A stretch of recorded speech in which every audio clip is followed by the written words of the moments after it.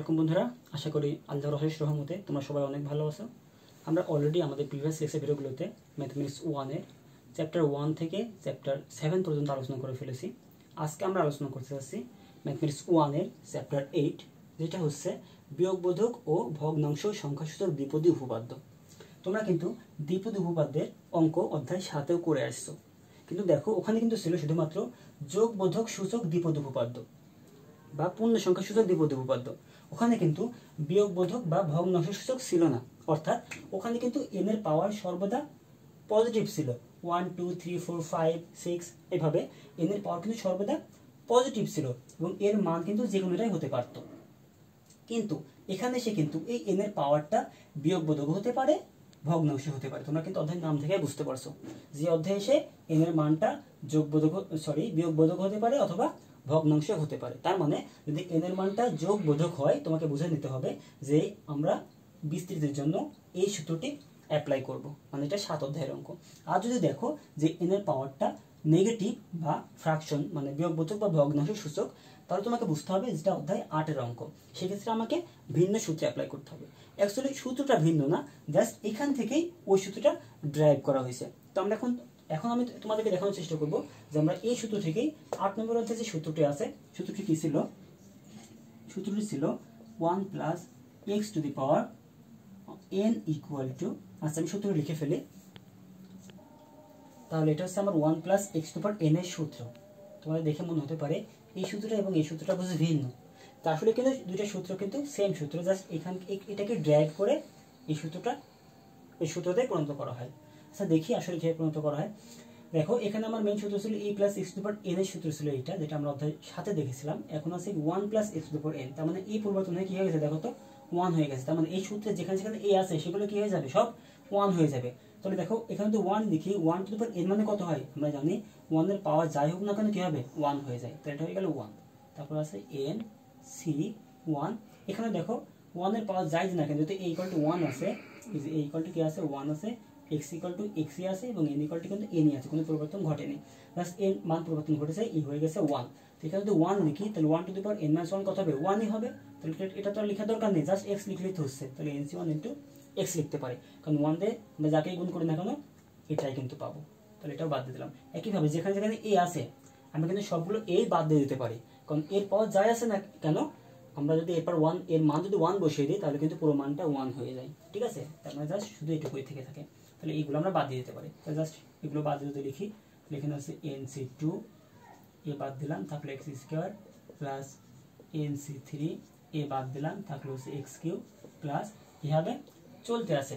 আচ্ছা এবার যদি আমরা আরেকটি মাঝে লিখি, যেহেতু আমার এখানে r লাগবে, r যদি একটু লিখি তাহলে আমি লিখতে পারি ncr into a two the power n minus r into x two the power r। এটা কিন্তু আমরা জানি যে এই বিস্তৃতির সাধারণ পদ নির্ণয়ের সূত্র আমরা আগে শিখেছিলাম। এখানে চলতে থাকবে প্রথম পর্যন্ত x two the power n পর্যন্ত। জাস্ট মাঝখানে আমরা এক্সট্রা দিয়ে দিলাম, যেহেতু আমরা এখানে মাঝখানে ডট ডট দিয়ে x টু দি n পর্যন্ত চলে গেছিলাম, মাঝখানে আমরা আরেকটি পদ লিখে দিলাম যে এটা হচ্ছে r প্লাস 1তম পদ। ওকে, এখন আমরা এটাকে ড্রাইভ করে এটা পরিণত করবো। তাহলে প্রথমে 1 1 কোনো সমস্যা নেই, লিখে দিলাম 1 প্লাস nc1। আমরা কিন্তু nc r এর সূত্র শিখেছিলাম, এটা তোমাদের অবশ্যই মনে রাখতে হবে যে nc r এর সূত্র কি মনে আছে তোমাদের? আমরা শিখেছিলাম যে nc r সমান factorial n divided by factorial r into factorial n minus r। সূত্রটি কিন্তু অবশ্যই মুখস্থ থাকতে হবে। তাহলে এখানে nc r এর সূত্র যদি বসাই তাহলে factorial n divided by factorial r into factorial n minus r। Okay, into x ছিল, ইন্টু x বসিয়ে দিলাম, plus nc2 n divided by factorial r into factorial n minus r, আর বলতে এখানে 2, তারপর ছিল x স্কয়ার।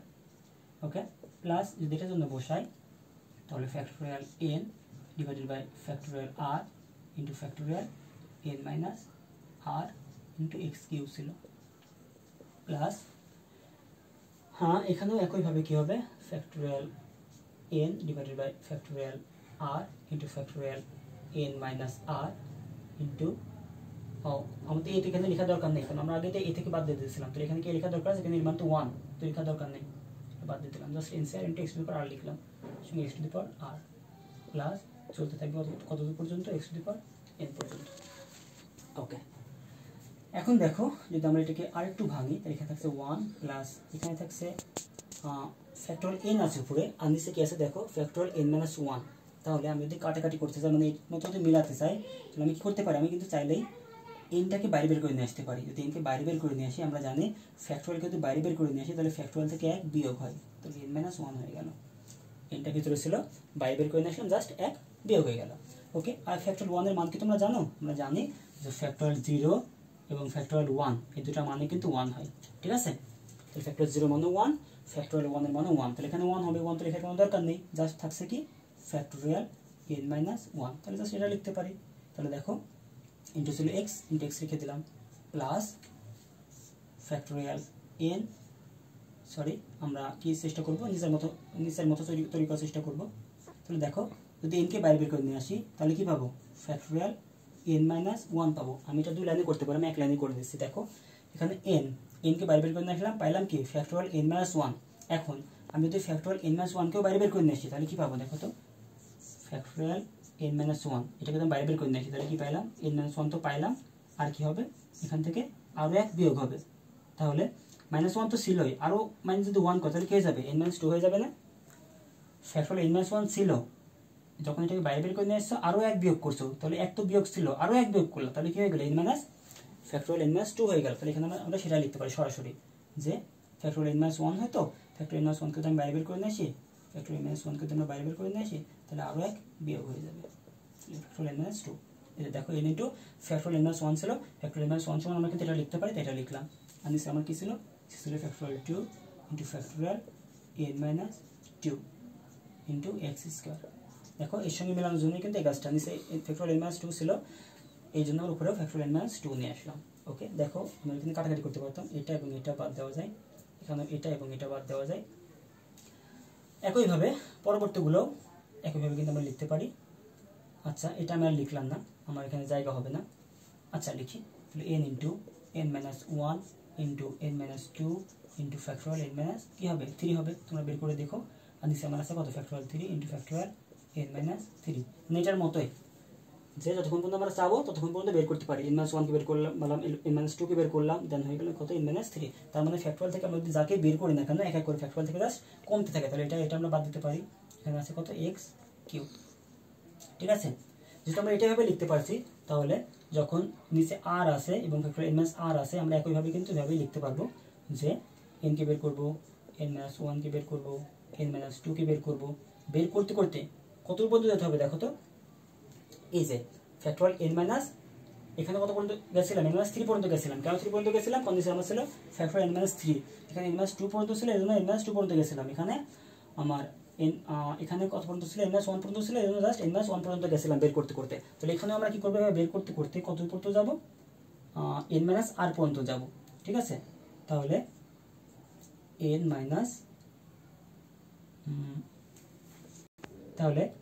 মাইনাস দেখো এখানে কত পর্যন্ত বের করেছিলাম, 3 আগ পর্যন্ত বের করেছিলাম, মানে 2 পর্যন্ত বের করেছিলাম, তো 2 পর্যন্ত বের হবে। তার মানে এখানে n মাইনাস r মাইনাস 1 পর্যন্ত বের হবে into factorial n minus r। এটা একটু ভালো করে বোঝো, এখানে ছিল আমার n মাইনাস r, এর জন্য আমি কি করবো n মাইনাস r পর্যন্ত যাব। তাহলে কি কত পর্যন্ত বের করবো, এখানে সেকেন্ড ব্র্যাকেট দিতে পারো, n মাইনাস r মাইনাস 1 পর্যন্ত আসবো। কারণ কি r কে যখন r মাইনাস 1 কে যখন বাইরে বের করেছি, তখন r মাইনাস 1 থেকে আরো এক বিয়োগ হয়ে তখন কি হয়েছে n মাইনাস r হয়েছে। ওকে, নিচে আমার আছে কত factorial r into factorial n minus r। তাহলে দেখো এখানে 3 ছিল, 2 পর্যন্ত বিয়োগ করেছিলাম, এই 3 ছিল বলে 2 পর্যন্ত বের করেছিলাম, তাহলে এখানে r আছে বলে r মাইনাস 1 পর্যন্ত বের করছি। 3 সাথে 1 কম 2, 2 সাথে 1 কম 1, এভাবে যেহেতু r এর সাথে 1 কম হচ্ছে r মাইনাস 1, r মাইনাস 1 পর্যন্ত বের করছি। নিচে আমার আছে factorial r into n minus r, ওইখানে আমার ছিল কত x two the power r। আচ্ছা আমি পাশেটুকু মুছে দিই তো তোমাদের একটু সুবিধা হবে বুঝতে।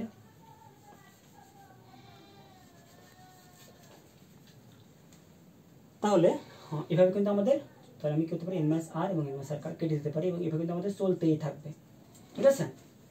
ওকে, দেন এখন দেখো যদি আমরা এটাকে জাস্ট একটু সাজিয়ে লিখি, তাহলে 1 প্লাস এখানে আমার n আছে এবং x আছে, তাহলে nx প্লাস এখানে আমার কি আছে n into n minus 1 divided by factorial 2 x square plus এখানে আমার আছে n into n minus one into n minus two divided by factorial three x cube plus এখানে আমার আছে কত n into n minus one into n minus two divided by factorial r sorry এখানে আমার উপর আরেকটু আছে কত ডট ডট এন দেখো এন বিয়োগ আর মাইনাস ওয়ান যদি আমি একটু সাজিয়ে লিখি কত হয় এন বিয়োগ আর মাইনাস ওয়ান তো মানে এখানে বিয়োগ চিহ্ন আসছে মাইনাস আর প্লাস আর কত হবে মাইনাস আর মাইনাস ওয়ান কত হবে প্লাস ওয়ান তার মানে কি হচ্ছে n minus r plus one okay আর এখানে আমার কত ছিল x to the power r plus এভাবে আমার কি হবে ইনফিনিটি পর্যন্ত চলতে থাকবে তাহলে এখন দেখো এই সূত্রটা এবং এই সূত্রের মধ্যে কোনো পার্থক্য আছে কিনা